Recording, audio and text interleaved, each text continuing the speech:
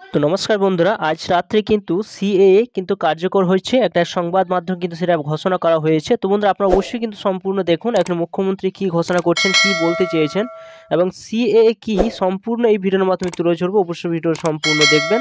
তো চলুন বন্ধুরা, ভিডিও আপনারা সম্পূর্ণ দেখতে থাকুন। তো আমার মনে হচ্ছে যে যদি ক্যা দেখিয়ে এনআরসি নিয়ে এসে কারো যারা এখানকার নাগরিক তাদের নাগরিকত্ব ক্যান্সেল করা হয়, তাহলে কিন্তু আমরা কেউ চুপ থাকবো না, আমরা স্ট্রংলি এটা প্রতিবাদ করব।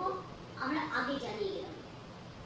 তো নমস্কার বন্ধুরা, আপনারা অবশ্যই কিন্তু দেখছেন যে সিএ কিন্তু কার্যকর হবে আজ 11ই মার্চ। যে সিএ কি এবং সিএ নিয়ে অনেকে কিন্তু আতঙ্কিত রয়েছেন। তো সিএ কি সেই নিয়ে সম্পূর্ণ এই ভিডিওর মাধ্যমে তুলে ধরেছি, অবশ্যই আপনারা ভিডিও সম্পূর্ণ দেখবেন। তো দেখুন এখানে বলা হয়েছে যে, এখানে দেখুন সুন্দর করে যেটা উল্লেখ করা হয়েছে যে সিএ 11ই ডিসেম্বর 2019 সংসদ দ্বারা পাস হয়েছিল এবং একই বছরে 12ই ডিসেম্বর সেটি বিজ্ঞপ্তি দেওয়া হয়েছিল।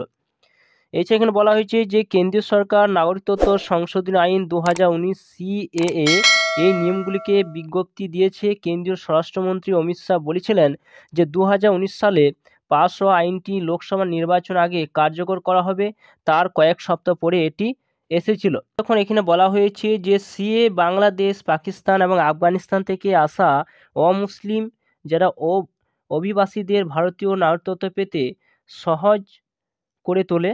এই আইনটি সমস্ত অভিবাসীদের জন্য প্রযোজ্য যারা 31শে ডিসেম্বর 2014 আগে ভারতে এসেছিলেন।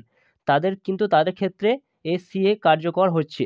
এছাড়া বলা হয়েছে সিএ 1955 সালে নাগরিকত্ব আইন সংশোধন করে হিন্দু, শিখ, খ্রিস্টান, বৌদ্ধ, জৈন এবং পার্সিদের জন্য ভারতীয় নাগরিকত্বের পথ প্রদান করে, যারা প্রতিবেশী মুসলিম সংখ্যাগরিষ্ঠ দেশ যেমন পাকিস্তান, বাংলাদেশ এবং আফগানিস্তান থেকে 31শে ডিসেম্বর 2014 আগে যারা এখানে এসেছেন, তাদেরকে কিন্তু সেই নাগরিকত্ব দেওয়া হবে সিএ মাধ্যমে। এখন এখানে বলা হয়েছে যে ক্ষমতাসীন ভারতীয় জনতা পার্টি তাদের পূর্ববর্তী নির্বাচনী ইশতেহারে সিএ বাস্তবায়নে প্রতিশ্রুতি দিয়েছিলেন, তবে এই নিয়মগুলি অব্যাহত করা হয়নি। এখানে বলা হয়েছে যে সংশোধনের অধীনে যারা অভিবাসী যারা 31শে ডিসেম্বর 2014 ভারতে প্রবেশ করেছিলেন, তাদের জন্মের দেশে অনেক সময় কী হয় যে ধর্মীয় কারণে সেখানে অনেক রকম কিন্তু নিপীড়ন বা শিকার হতে হয়েছিল, তাদের কিন্তু এই নাগরিকত্ব দেওয়ার জন্য এই সিএ কিন্তু কার্যকর করা হয়েছে। এছাড়া বলা হয়েছে যে সিএ 2019 সংশোধনী এই অভিবাসীদের স্বাভাবিককরণের জন্য বাসস্থানের প্রয়োজনীয়তাকে আরও শিথিল করেছে। 12 বছর থেকে মাত্র 6-এ সিএ উপর ইন্টেলিজেন্স ব্যুরো রিপোর্ট বলা হয়েছে যে এই আইনে নিয়মগুলি একবার অব্যাহত হলে 30,000 বেশি তাৎক্ষণিক সুবিধাভোগী হবে, সেটা কিন্তু এখানে উল্লেখ করছে। এখানে বলা হয়েছে সিএ বিরোধী বিক্ষোভে ইভেন্টের সময় রাখা। সিএ 11 ডিসেম্বর 2019 সংসদ দ্বারা পাস হয়েছিল এবং একই বছরে 12 ডিসেম্বর সেটা বিজ্ঞপ্তি কিন্তু দেওয়া হয়েছিল। এখানে তখন আর একটা কথা যেটা বলা হয়েছে যে আইনটি সংশোধন করার 4 বছর বেশি সময় পরে জানা গেছে যে কেন্দ্রীয় স্বরাষ্ট্র মন্ত্রক লোকসভা নির্বাচন আগে সিএ নিয়মগুলিকে অব্যাহত করবে, অস্থায়ীভাবে এপ্রিল-মে 2024 জন্য নির্ধারিত। এছাড়া 2021-22 সালে স্বরাষ্ট্র মন্ত্রকের বার্ষিক প্রতিবেদন অনুসারে 1 এপ্রিল 2021 থেকে 31 ডিসেম্বর 2021 পর্যন্ত পাকিস্তান, বাংলাদেশ, আফগানিস্তানে এই অমুসলিম সংখ্যালঘু সম্প্রদায় মোট 1414 জন বিদেশিকে ভারতীয় দেওয়া হয়েছিল এবং নাগরিকত্ব আইন 1955 অধীনে নিবন্ধন বা স্বাভাবিককরণের মাধ্যমে নাগরিকত্ব কিন্তু সেখানে দেওয়া হয়েছিল।